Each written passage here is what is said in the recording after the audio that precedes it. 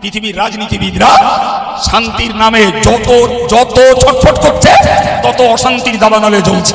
যে শান্তি রাজনীতিতে নাই, শান্তি সাধারণ শিক্ষায় নেই।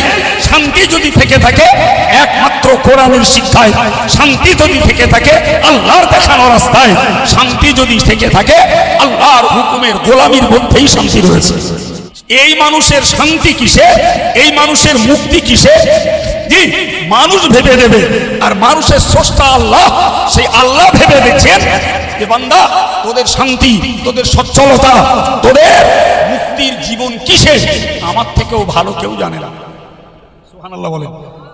ভাই, যে কোনো মানুষ যুক্তিতে দাঁড়ালে একথা স্বীকার করতে বাধ্য যে মানুষ সৃষ্টি হয়ে আর পাঁচটা মানুষের জন্য শান্তির পথ খুঁজে দেবে, নিশ্চিত এ ব্যাপারে মানুষ অক্ষম।